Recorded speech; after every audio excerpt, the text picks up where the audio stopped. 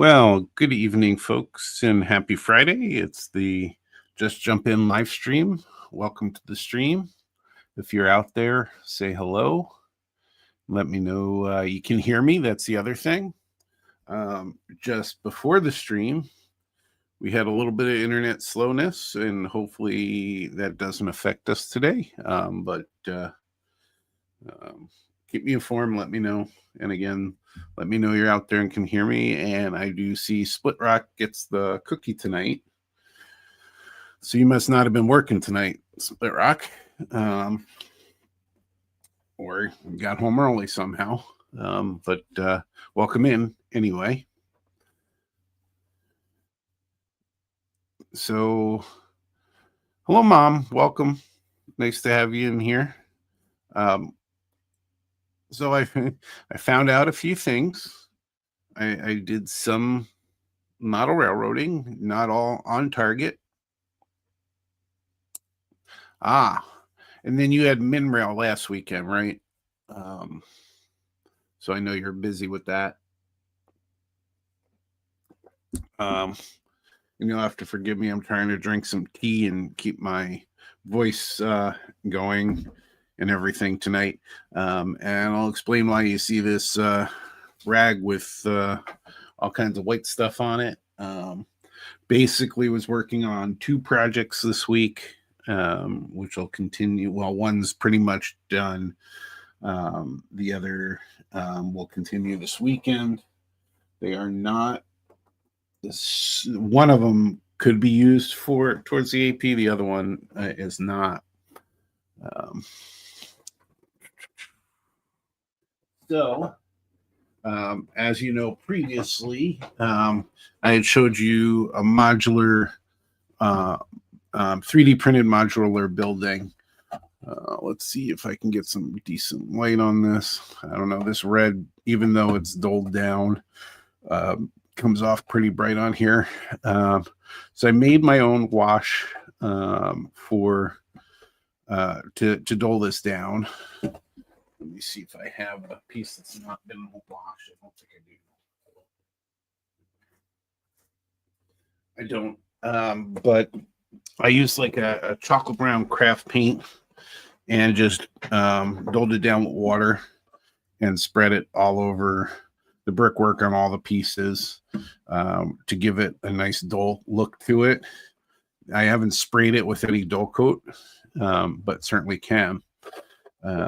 And I just wanted to experiment. Well, this is somebody online had provided free use of this, and I wanted to test it out, see how well the buildings were. The panels were interchangeable, what you could build out of it, how it would come out, and so this was the first building I worked on. And we'll talk about the color of the doors because it's another thing I tried that's new. There's different kinds of filaments, and I had a clear filament that I was going to use for the windows. But it's called PETG, and it's different than PLA, and they don't stick together well. So these weren't going to work. So I just printed these out as I was in test mode. I just printed these out with a white that I had. So from a distance, it doesn't look horrible or anything like that. It looks not too bad. But I did go out and get another roll of the PETG in black. And while it's actually hard to see on this one, you can see some kind of shine when I move it against the light, and we'll kind of pull it up here. That's a thin layer of the clear plastic and the black. And on camera, it's not great, but if you get light behind it, you definitely can start to see through it a little bit. It's only 1 or 2 layers of the plastic. And since the layers lay down lines, that can make it so you can't really see through. But there are some tricks you can do to kind of see through that. And you can see my hand here. Hey, Gopher Girl.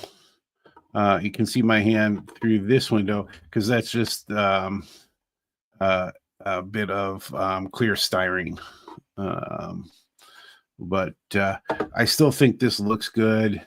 I think the whole building concept works really well. It's definitely a building from afar, because if you got up real close and you're a rivet counter, you would say that these bricks would be too long and they wouldn't look great. Now you could do mortar in between these, certainly. I just decided to give it a wash to dirty it up, and I think it looks fine that way. Again, this is not something that you're gonna look up close on. And this was painted with a marker so that there was no primer on it or anything. It was, well, I'm sorry, this one did have primer on it for one of those markers that I used for the graffiti in the past for a quick paint job. And so I did this building, so it has a couple levels, looks a little different, a pretty square building for the first one. The sign was not colored, that was printed, so that's color. That was a 3-color print on the 3D printer. So I'm getting to the acrylic marker split rock. So here's another one that I did.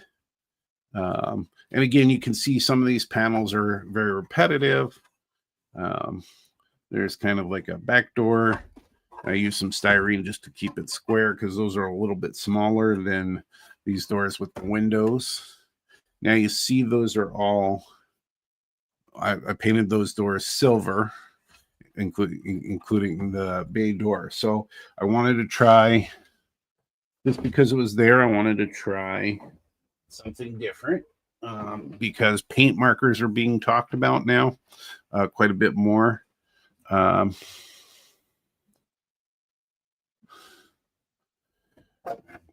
Yeah. And it certainly does. It looks a little more ominous with the white behind it for sure. So acrylic marker, split rock.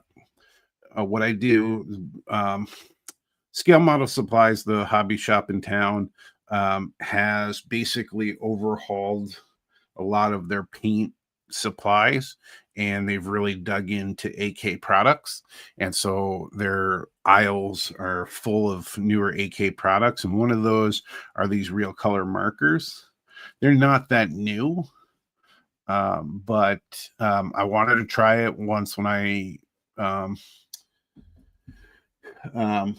first saw them out there. I asked them about it, and they showed me some pictures of what they did, and so I thought, I use the other markers for the graffiti and stuff, and I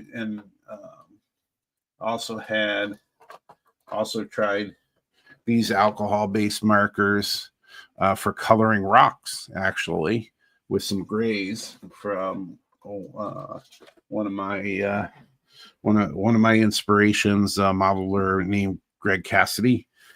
He's in Maryland. And I think he's with the Potomac division of the NMRA, and he appears every week on the New Tracks modeling show and helps out with the show, and he's a fantastic modeler. So he was working with those. I got the idea to do this on from an online a weathering and graffiti person. And that's what I did the abandoned depot with. So I went ahead and wanted to try this, and I wanted aluminum, because not for these doors per se, but I wanted to know if I could fill in areas that just need to be marked up or kind of repainted, but not like a full paint job.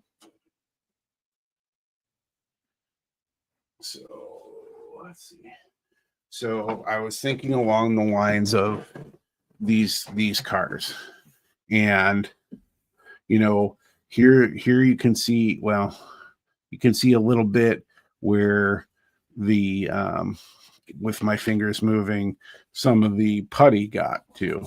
That doesn't come off easily. So I was wondering if this is already painted, would this work to be like a filler?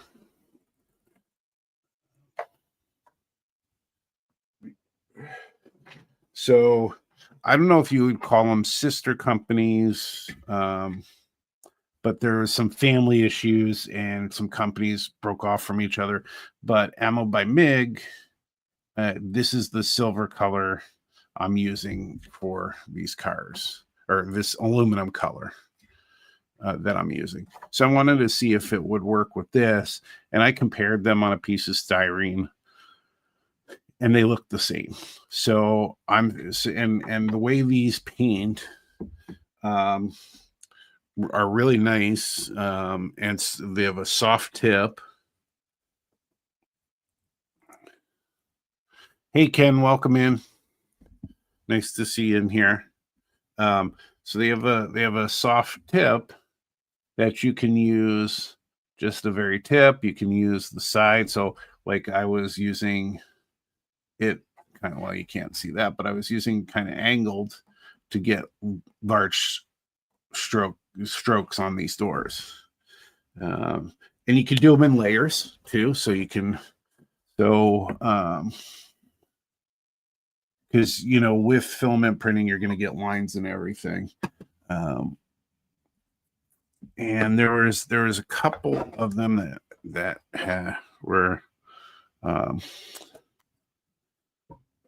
don't know if I used them. Did I use them?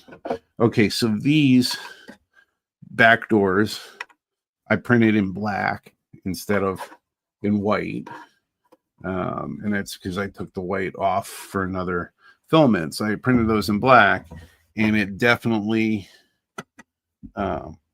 has a darker tone to it, but you can still layer. Now, because of the lines in here, I'd have to layer quite a bit more to get it more of a solid aluminum. But this was a success. They're $3 at Scale Model Supply. They're $3 per pen. I'm sure you can get them in sets from AK and from different places. And so I was happy with them. Let's see if I can show you on here. Let's see if it does it for you on here where you can see it.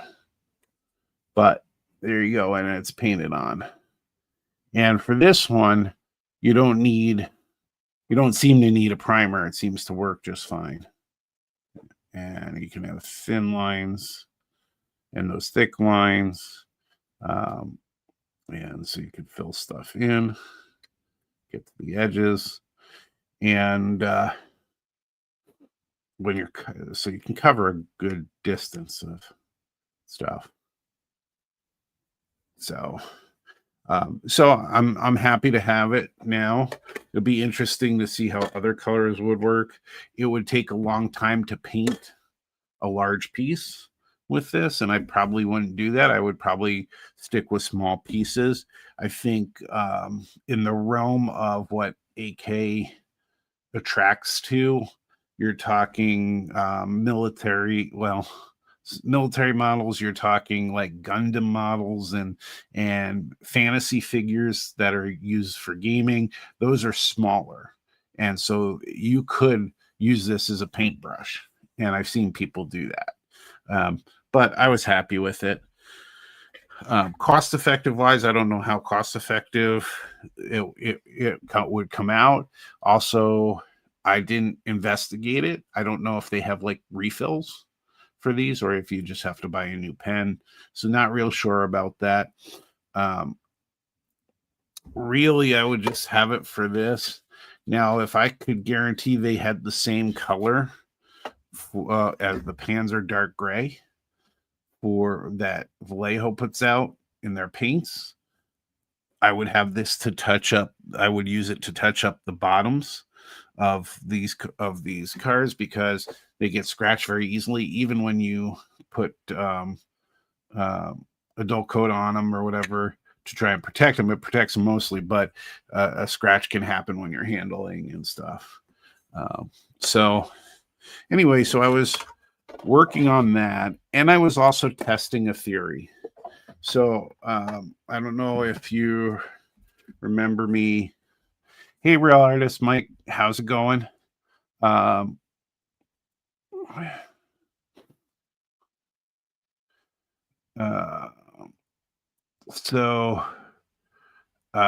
you haven't missed much. I was going over this 3D printed modular building that somebody produced and online and made the files free and available online, and putting that together. And also went over this trying these AK acrylic markers for the first time. The other thing that I was dealing with, from a couple weeks ago, after the pneumonia, I had another allergic reaction, and found out that this Instaset that I use with the odorless glue from BSI also contains CA within it. So I thought that may be why I had some of the effects and some of the allergies to it. So for this last building, I used the odorless CA, but I didn't use any of the accelerator. And sure enough, I had the same reaction. So it's come down to is I'm pretty sure I'm just become sensitive to all CA glues and maybe all solvents. I don't know. So I learned that lesson. So now I'm looking at getting one of those hazmat masks with the filters and things if I'm going to be able to continue to use glues and stuff. I use the Tamiya Extra Thin. Now, while that I haven't felt any sensitivities to it, it smells really bad and it really stinks up the place. So I do try to keep ventilated and everything. But it looks like I'm also going to have to wear a mask, and that's going to be a pain if I need just a drop of glue to go on here to have to put a mask on for that. But if that's going to keep me modeling, then I guess I'm going to have to do that. So anyway, so this was interesting. They do fit together rather well. There's some good variety with it. Definitely can get a number of well-shaped buildings. Now, it doesn't have the modularity to go upwards per se, so you can have like the smaller building and give it some height look to it that way. There's nothing to latch on here, but there's no reason you couldn't just glue this on, and then you have stories of buildings. So you could do it. Probably don't want a door coming off the third floor like that unless you got a fire escape, but you could do it that way. But there's not any latching. But when these print well, these fit really well and without a lot of force. I did have to sand some of them or cut some of them down just to make them work, and that's just my printer and a printer not getting every single little spec correct. But if you want an inexpensive background building like this, something like this would be great. Now, the way he set up the slots for the roof pieces, and there are slots in there so that you can actually have floor pieces put in. the gaps are unavoidable. So I'd either gap fill with styrene, or I would use maybe put something on top for the roofing of this. Still it's easy enough to use these to anchor it, and then you just put something over top, like if you want sandpaper, or just make paper roll roofing or anything like that. But if you're looking for something inexpensive, since this is free and it just the cost of filament, not bad if you're somebody who is willing to 3D print stuff.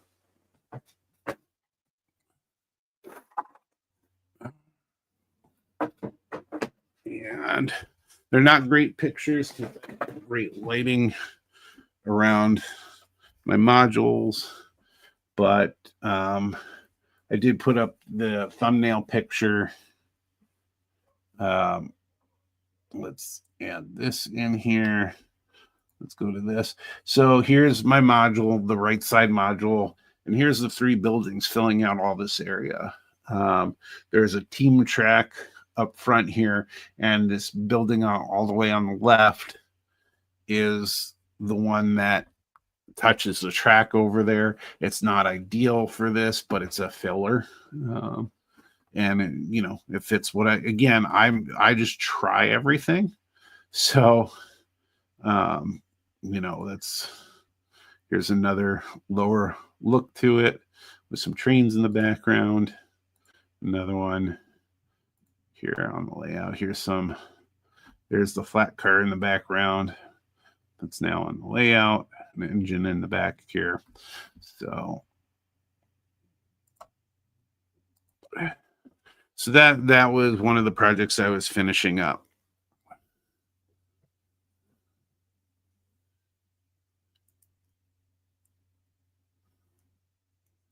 So, yeah. I do kind of wish I was retired, guys, and then I can just hang out with you guys and not have to know what day it is. So the other project I'm working on is putting together. So I've started writing these primer articles, and a primer article is really just a surface article.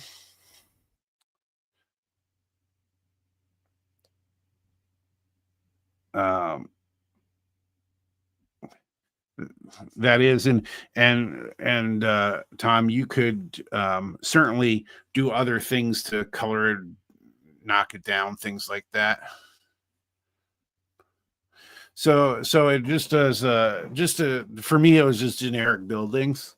And speaking of Gruesome Casket, I have that model waiting to be built. That could be my filler. But with 3D printing, you have your base coat that way, but then you can, like I use a dirty looking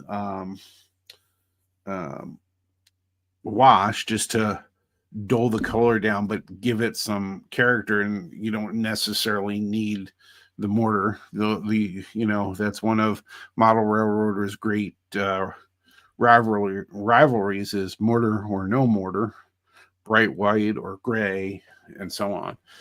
So I thought this one looked decent without mortar, just with that. But what I'm working on with these primer articles is just to give people a taste and to kind of get them interested. And so one of my favorite materials is Sculptamold for building terrain. And so this is Sculptamold. It's just a paper product. It's just crushed paper, and you just use water. And they advertise 2 uses. So one, they use it as basically your ground cover or your base of your ground. The one is, and a lot of people use it for rocks, just like they would use plaster.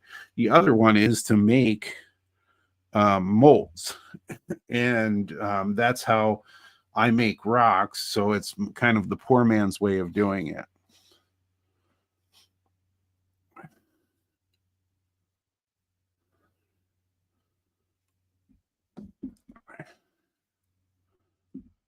So yeah, Ken, that's the other thing that's nice is with 3D printed buildings, you can buy the buildings. If you have a printer and you want to print them yourself, you can buy the files, so it's even cheaper. I'm always searching for free files. I don't pay for files right now. And so this person put that out as a free to use. So that's why that one attracted me. There's so many files out there. And of course, we have a lot of people breaking um, into the model railroading hobby as vendors with 3D printing. We even have some of our craftsman kit folks moving from cast metal pieces to 3D printed pieces. My Mount Models does that. Foscale Models does that. I know there are plenty other. So anyway, so I continue to explore that. But what I'm doing, I had some leftover from years ago, some leftover 1-inch insulation foam. So I built these up. I cut down, made 3 models, and I filmed what I was doing so that I can take stills from the film for the article and then make a video out of it. So essentially you mix the paper, the crushed paper and water, and then you slop it on to how you want it. It has a working time of 15 to 20 minutes of good working time. As it starts to form, I do only a little bit of forming. But if you have a specific rock strata that, let's say you're cutting through the mountains and you have lines of rock going across or diagonal, you can cut those in. And to form I do it the messy way. But to make my forms on there, I use a knife with the foam, and then you can use something like this. This is a styrene. This came with the Woodland Scenics road making kit. So I just use this, and you can scoop it up and slop it on and move it around. I've used a paint spatula and good old popsicle stick, and then you get it on there and you can form it around. But I find personally that I just wet my fingers a little bit and I go across and I form out what I want. And then after that, use washes to paint this. And so I use Woodland Scenics sells a pigment set, and they call it leopard washing, and you add water to the pigments. I did a little different. I used, instead of the pigment that they had, I used good old craft paint, and used water to make it a wash. And I still use approximately their ratios to get it a really watered down pigment, because most of these are pretty thick, these paints, so they got to be watered down anyway. So I did that with a bunch of earth colors, and came up with this. And I don't love the look on with the lighting that I have. No. But I don't think it does it justice. But basically you lay down all your washes, and then you come back with a black wash to get in the crevices and give it definition. And so this was, I didn't form this. I didn't have a model to go by. So this is just free formed. If you have a model to go by, you can put your strata lines in. You can make it really look however you want when you're molding this. It can take, depending on how thick it is, it can take a while to dry. Because I used water instead of alcohol for my washes, it took longer for this to dry because this was layers and layers of washes. I started light and went to dark with that. Then the other thing that you can do, or that's recommended to do with Sculptamold, is molds. And instead of buying the rubber molds from Woodland Scenics or other companies, I use good old cheap tinfoil, and I just crush it up, and then I kind of make it into a little bowl, basically, and then fill that in with the Sculptamold, and then you get something like this. And it's paper, and even though this is solid, it breaks off easily. And then you're going to use the Sculptamold to attach these to the to your form. And even if you break them, they're going to look fibrous on the inside when you break them off.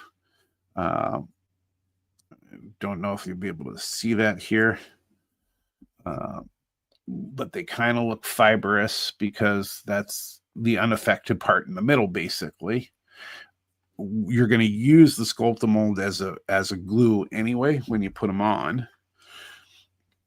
And I have two rock molds. I have a big rock mold here that actually is kind of coming apart just slightly on here. Let me get rid of that. But the piece I cut out of the foam is kind of over here.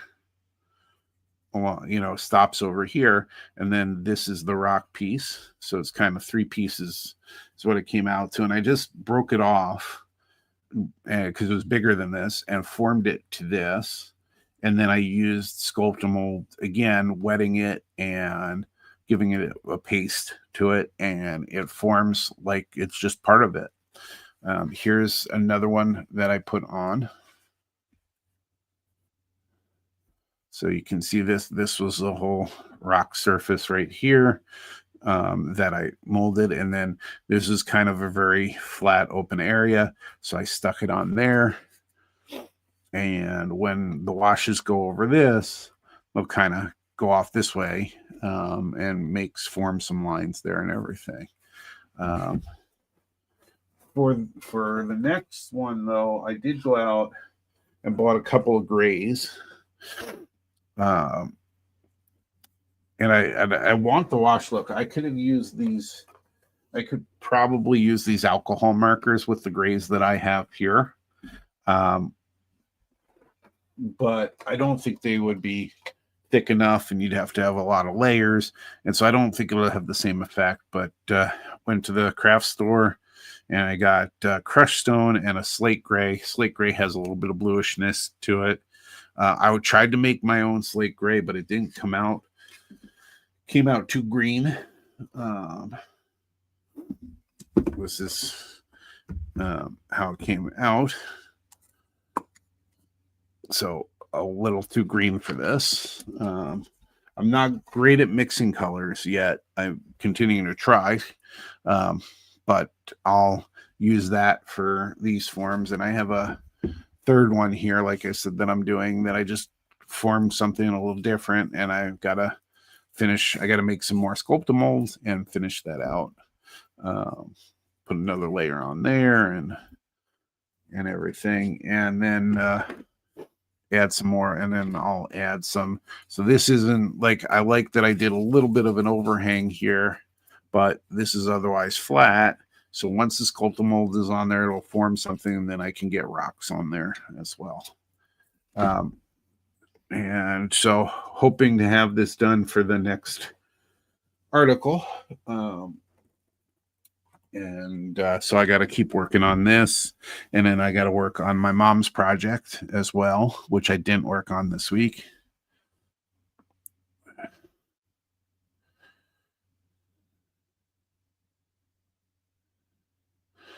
So, and can I've used, I think it was DAP, but I think it was, It was like a spackle I've used before. I use spackle to do mortar.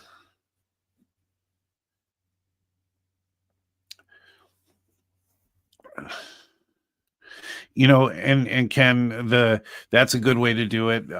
Originally, when I did my N scale layout, I did after I did the sculpt mold, I used a brown latex paint too, but I painted over top. I didn't mix it in, but that certainly works as well. Um,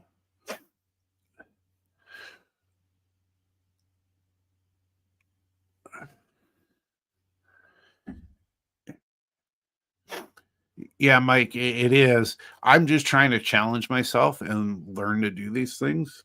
Um, from my mother, I get an artistic side. From my father, I get this really super logical side, and they fight with each other all the time. But I'm always trying new stuff, and I'm always trying to do artsy stuff. Um, and so one of those things is trying to mix my own paint, so I don't have. I mean, it's fine. They're small bottles and everything, but having 1,000 of these small bottles around, not so fun. And I don't have the funds overall to buy the more expensive paints that have the really nice pigments and really nice balances and things like that. So I thought that I bought the primary colors and um, try to mix them to try and see what I could do. So speaking of oils, Mike, um, I was at Goodwill and I found this. I think I showed this previously. I don't think I can pan out. It's got everything in it. It does look like some of the tubes might have been used a little bit. Looks like some of them have been squeezed in and things like that. Um, and I haven't tried them yet because I haven't been weathering anything. Um, but so I have those to try. And the reason that it was attractive to me, being that it was full, it has a burnt sienna in it. It has a yellow ochre in it, which are kind of some of your staples. It had and it had the burnt umber. Those three are kind of your staples for your for weathering, and so I'll have to get those out and try to use those on some cars.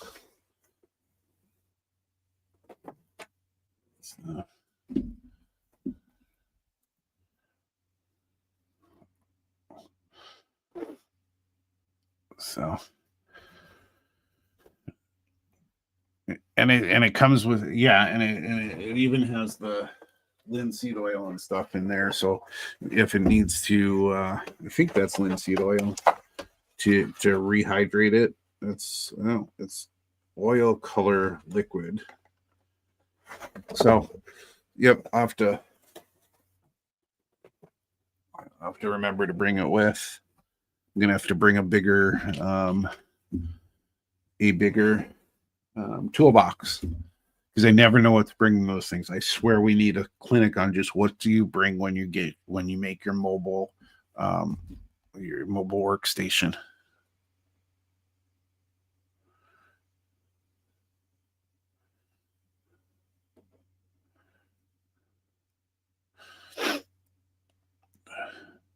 So to be honest, I just don't have I don't have a lot of fun with the oil paints because I don't have the patience. And last skills day, I think we were working with the where do I have one? We were working with those oil painter brush like I don't know.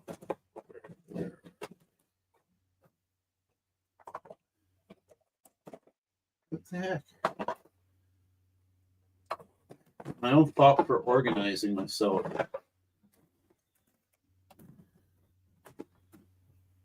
Now that I organize myself better, I can't find those, but those were they 8K also? Those oil brushes that are in like the mascara things. Um, Mike, I'd be all over that if you would do that, and I think you should test that out as a clinic with the Twin Cities division. Just saying.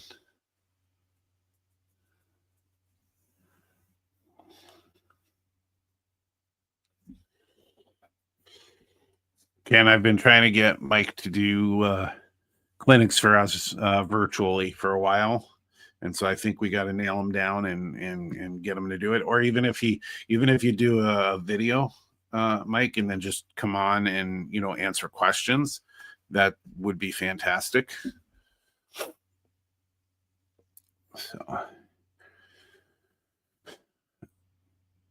So this weekend I have to start up working on continuing to redesign my mom's project, and then work on this. The other thing that comes up when you're doing this, and you let it dry eventually.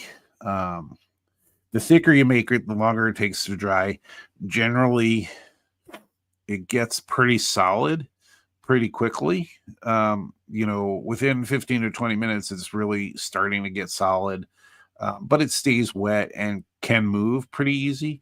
But you can also, I don't know how well it comes out in the camera, but you can inspect this and do just another spot layer here because there's some of that foam is coming through or didn't get covered because it was the edge. So when you make the sculpt a mold, you want to use it all, and sometimes you don't know how much to make. I always overmake it a little bit, or I guesstimate overmaking it so that if I have something like this, I can fill that in. Because I could be working on this one and filling this in. Look at it. This is how much more I had after I had done this one. I didn't have enough to quite do the top or the whole thing, but then I could have taken this, and then just patched that in. So when I make the stuff for this, I'll make sure I have additional so that I can come back and patch that in and do that. And I'll need some extra to attach the rocks to it, so that when I put them on, I'll put them on when it's still wet. The other thing you can do too is you can wait till it dries and you can still add these. And again, you'll use more Sculptamold to do that. But it's my favorite forming, my favorite terrain. It's just as messy as plaster can be, and I like using my fingers to form it, so it's going to be messy anyway. So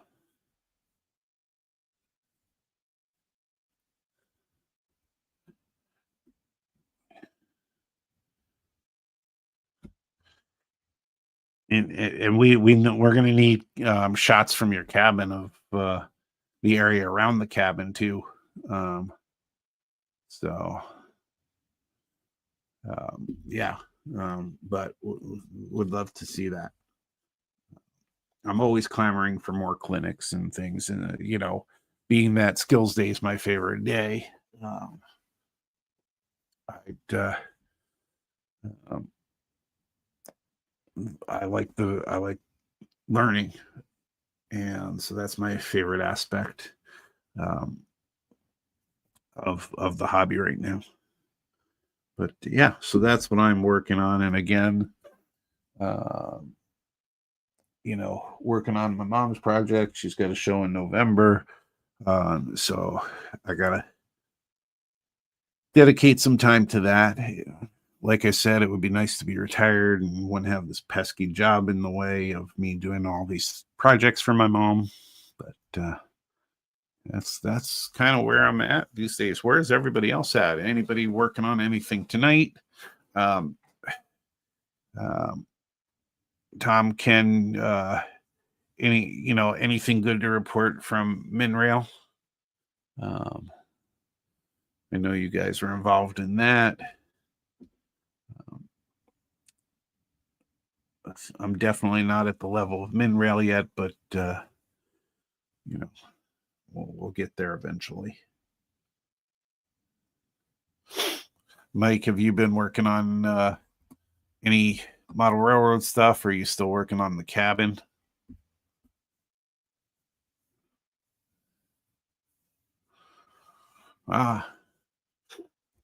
Was that was the with the event with Colorado with Michelle Kempema put on the what do you call that? The railroad prototype modelers meet out there.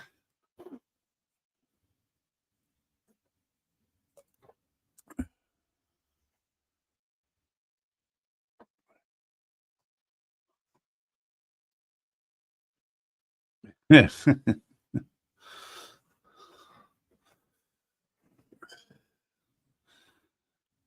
Is he making you uh,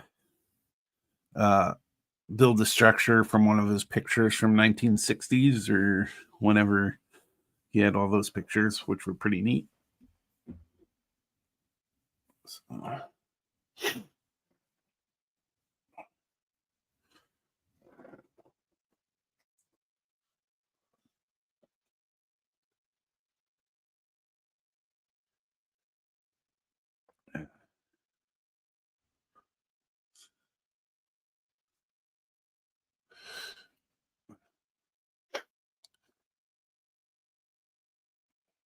oh, and I can who was the person who did the last clinic at the modelers retreat on building the Stone Arch Bridge?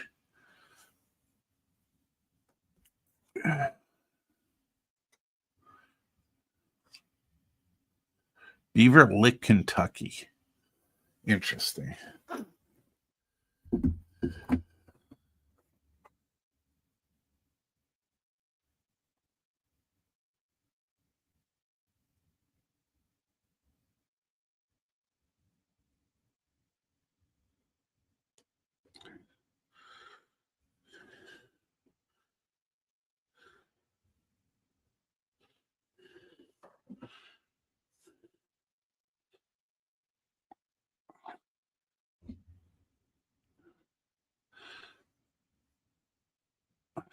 What era is oh, that sucks. I didn't know that, and I didn't see him on social media. I was looking after the clinic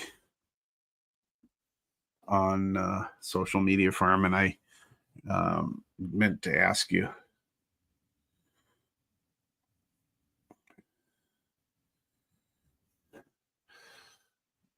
Is that the general store you're building?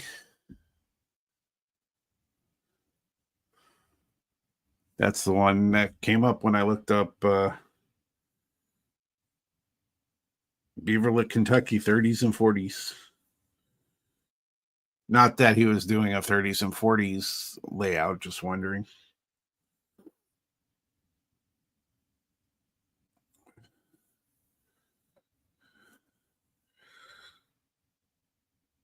Oh, that's a small place.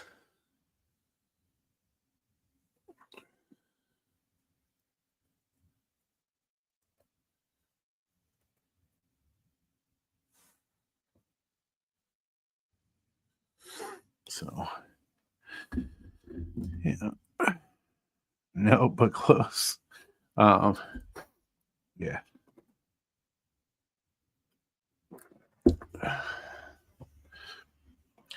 What's your do you use wood when you scratch build old buildings, or do you just go with styrene?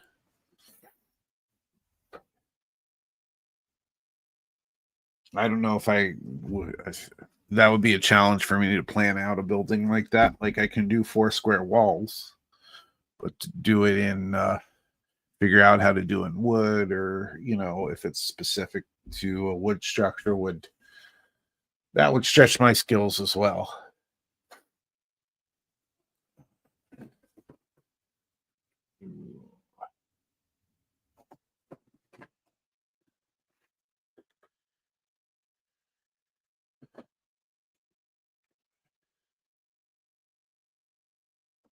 Use all styrene, yeah. Do you have a um like go-to things, like always using a specific thickness? Do you have um do you kind of have a template to work from to start the buildings?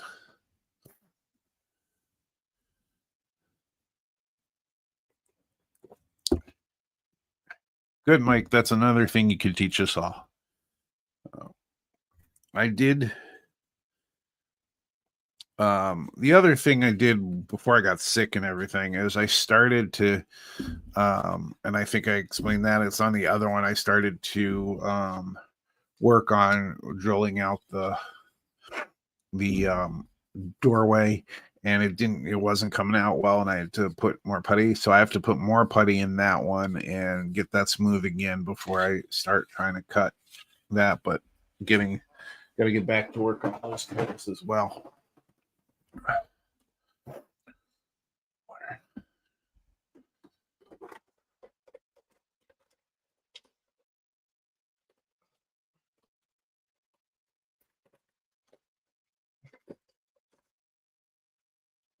You use this guy. Clark Kooning is the one who um, advised me to use this. Um, I actually I met him through New Tracks Modeling, um, and um, and he looked over a building that I scratch built and gave me some advice on it. And so this was one of them. I still tend to get this to cut angles. I don't get it as square. It comes with practice, but I've used it too, and it makes a mess. So yeah, I just have to get better at using it. So I use regular sandpaper and I use a wet sanding technique with it. I have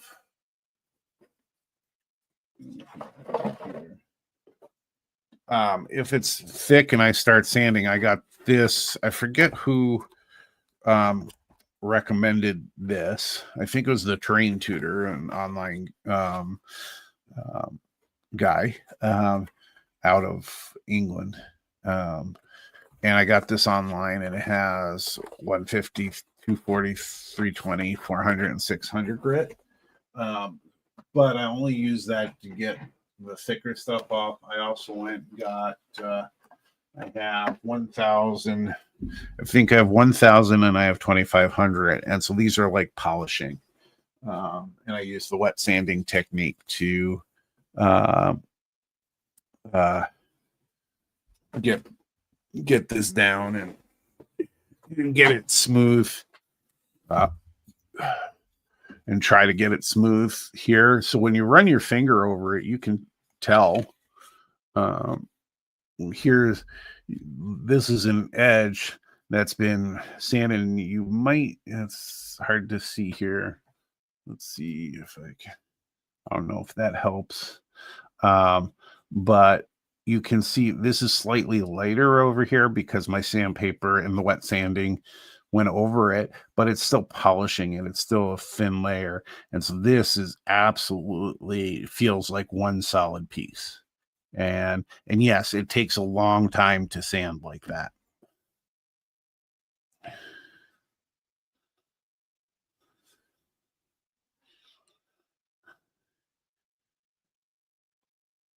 So yeah, Mike, we'll suck you into this kind of stuff all day long. It's a lot of fun to do, and I know you're very creative, and I know that creative spark has to keep moving.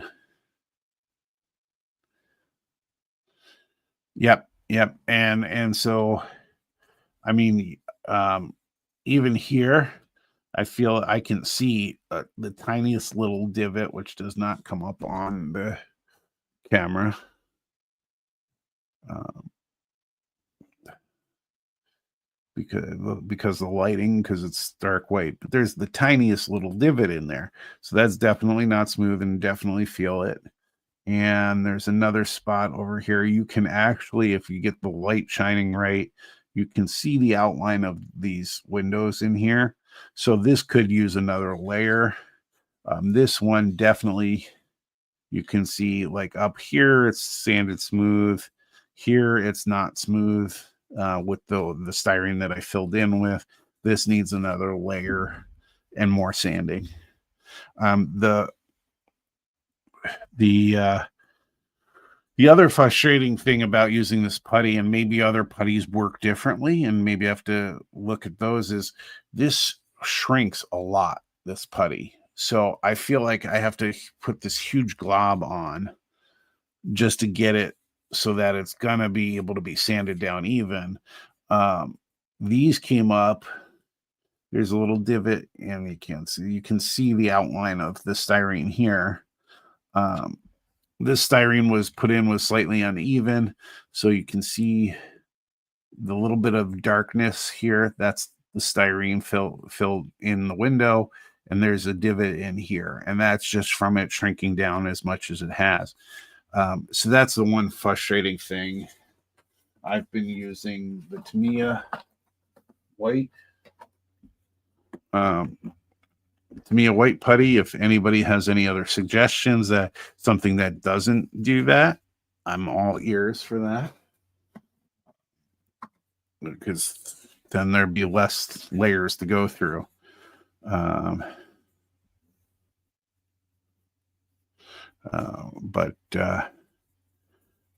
Yeah, so these take a lot of work. So when you're taking chunks off, it doesn't take a long time, but when you're getting down to where you want it smooth, it takes a long time.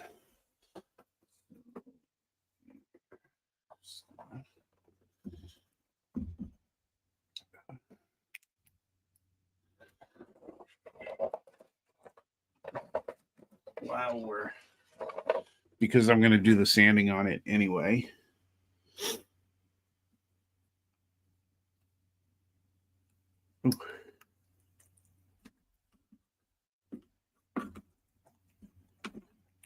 This separated pretty good. I want to show you. I think it's the same formulation of paint, but I could be wrong on that too, and it may take some layers. It would help if I paint out. So let's come out here just to kind of show you. Here's the paint from the bottle, and we'll do it along here. So that's the paint from the bottle.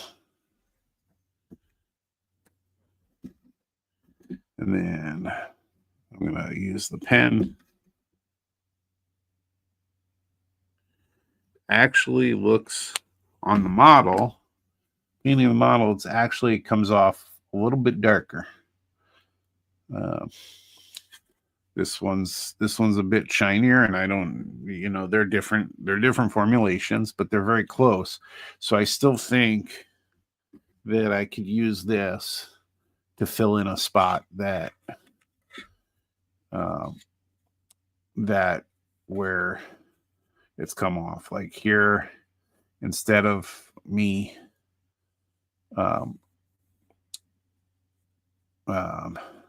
doing a full paint job on it, or if I do a full paint job and it chips off, then I think I could use this. You can also see on the edges here, that's where some of the paint has come off.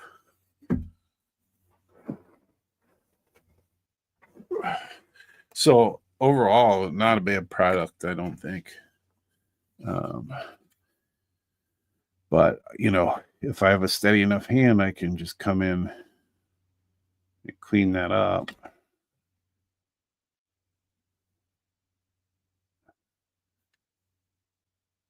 And there.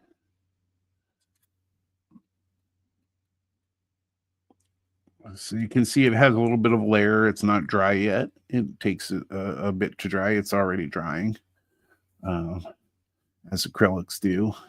Here's another dark spot. That's right over here. So I'm going to come in just with the tip of this. And then that just has to dry. And it's drying pretty quickly. There's a wet spot here that all looks dry. And of course, my shaky hand makes these lines wavy, but it actually does its job. Nope. And that right there is where I painted on there. That's the putty, and so there's a little edge there, so I'm gonna have to sand that off anyway, but I wanted to show you that you could use that. And so if you just want to touch something up, I'd certainly want it to be pretty even and everything. Here's another area where maybe do some touch up. On the other cab car, I found that even with paint, light tends to bleed through there. You probably want to paint something on the inside, or you could do layers on here.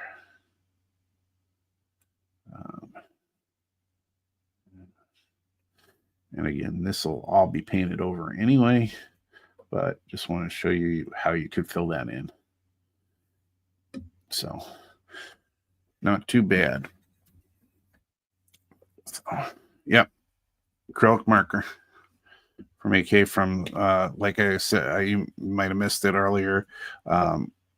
Scale Model Supply has doubled down, I think, on their AK products. I don't know if they just started selling well for them for what they brought in originally with like the weathering pencils and stuff and a few paints, but now they have racks of their different products, their different paints and things. They have these that they brought in. They have their, tools and things like that. That they're filling. So whoever they're getting them from, I don't know if that's just what's available now or from their supplier or anyway. So that's an acrylic marker. Now AK makes, and other companies make different types of acrylic markers. This one is just their real color acrylic markers. And I got interested in it just because they were there now at Scale Model Supply. But definitely a useful tool.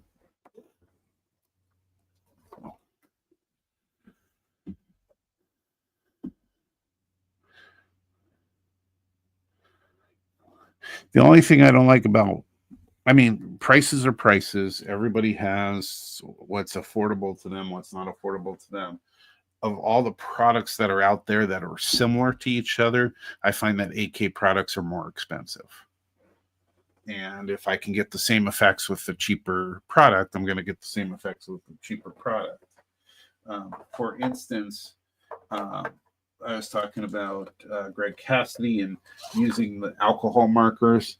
He used the brand Copic, which are really nice markers and everything, but they're super expensive. So I went on Amazon and got a shuttle art marker. And it comes with, just like the other one, it comes with the the broad marker and the fine marker, and they're alcohol based, and they do the job. And so I didn't need to spend as much on these markers as the Copic markers, and so I'm always willing to do that. And yes, I do spend money on the hobby, and I'll, when it's appropriate, I'll spend more on something. But right now, the alcohol, the acrylic marker I know that works is this one. Does that mean I need to go and find one on Amazon for $1.50 instead of $3? Probably not, because I don't think I'm going to use these a lot. This one is just going to be a filler on any of the car bodies. And I'm not going to try and paint the whole thing with it. I'm not going to need a large supply. I don't need to buy 15 colors in a set just to have this. So this is justifiable to me if there were cheaper markers out there. And I don't know. I didn't look. I just decided to go ahead and try. I watched it after I talked to them. I watched a few videos on my own and stuff, and I decided to go try it. People just like the tip on there, that it seems to keep its form. And the paint flows nicely from it. Um, it's not coming out in globs and dripping. You don't have to, it's not one of those markers that you press down to get started. It just flows into it. It's just like a tip of a brush. It's kind of like the foam brushes, but a much finer thing. Um, so, yep, it's all most of their AK stuff is up front, and then their pigments and other stuff are in the second aisle over. But when you come down, they did move the markers from the cash register area, which was easy to see, which was a smart thing to put it over back on the wall, kitty corner to it, with their other AK products stuff. So just kind of looks like they're sponsored by AK products, but it may, like I said, I didn't ask them, but it may be just that that's what their supplier has, and it may be that that's what people are buying. I don't know. But I just haven't bought their stuff. So when there's like looking at their, let's see if I can get to it easily. When looking at um, the weathering effects and things that are out there, Vallejo has them too. And I use this on the tank that I built. They're AK's products of the same type and do the same thing, and they have quite a variety, but they're more expensive. And so I went with the Vallejo. And that was simply a financial decision. So, okay. So we've been going for just over an hour, and our first official date night is tonight for Gopher Hockey. So I'm going to wind us down and say good night to all, and to just jump in and have a great weekend, everybody.